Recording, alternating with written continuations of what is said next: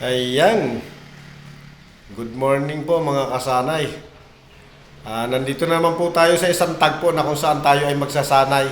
Ito po ang ating pagsasanay ay para lang po ito sa mga baguhan na manggagawa katulad ko at saka sa mga may-ari po na mabigyan po ng idea kung sino man po yung gagawa ng ating pagsasanayan sa ngayon. Tara po, samahan niyo ako at magkabit tayo ng plank sa hagdan. Ayan, so dito umpisahan natin mga kasanay sa ground floor. Bali, nakapagkabit na tayo dito. Halos kumpleto na po.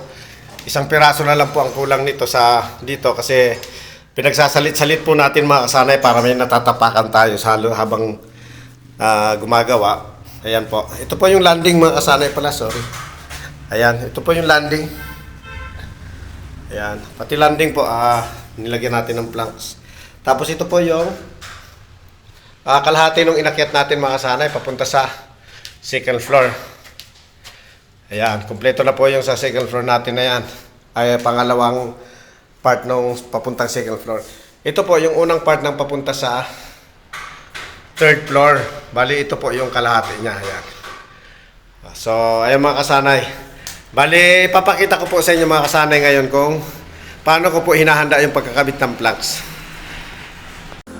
Bali, ayan mga kasanay, unang step natin, bago natin i-hulma yung ating gagawin, ay linisin muna natin para walang mga kalso-kalso. Para mahanap natin yung tamang lapat. Bali, bago natin yan mga kasanay lalagyan, nag-tapping po tayo dyan. Ayan po, libilado na po yung tapping yan. Pansinin nyo po, hindi yung pilipit. Ayan o. Hindi yung pilipit mga kasanay. Ayan. Bali, nag-tapping tayo dyan ng nasa level na rin.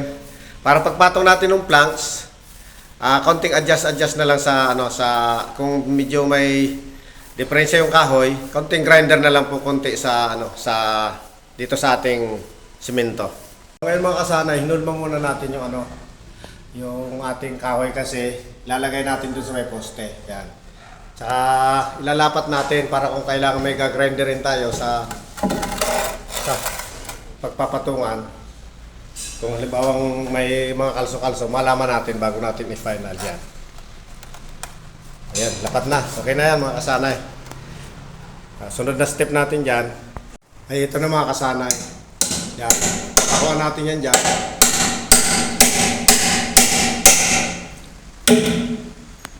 Yan. Gaganyanin natin yun dyan. Tapos dapat nakadiretso at saka naka-eskwala. Para pag itinapat natin dun sa pagbubutasan, eskwalado siya, madali siyang ipasok. Mga kasanay, lagyan natin ng stick wheel sa dulo yan. Kahit anong bagay na pwedeng maiwan pag itinulak. Kasi doon natin bubutasin yan. Ayan. Ayan. Sabay tutulak natin yan. Ayun. Pag bumakat doon, ayan, okay na. Ayan, may tanda na. Madaling makita. Ayun. Ayun. Alam niya na kung saan isisentro yung barena. Ayan. Sige, pabutasan mo na ng barena, kasanay. Ayan. Bakatan natin mga kasanay ng barena.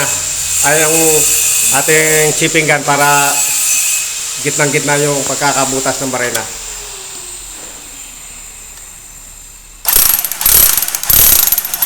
Ayan, ginayda natin ng barena kasanay.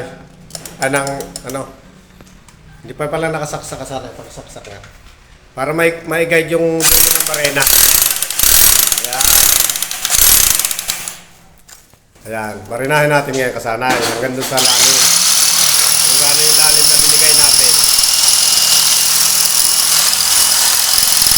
So ayan, linisin uli natin ang pulido. Baliktarin mo kasana yung brush para simot na simot yan. Masinsin lang. Yan. So ayan kasanay.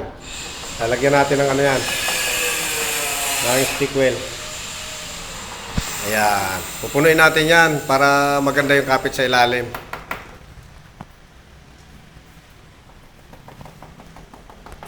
So ayan mga kasanay. Ganyan yung lagyan natin ng stick wheel. Ayan. Umbok-umbok lang para pag nilapag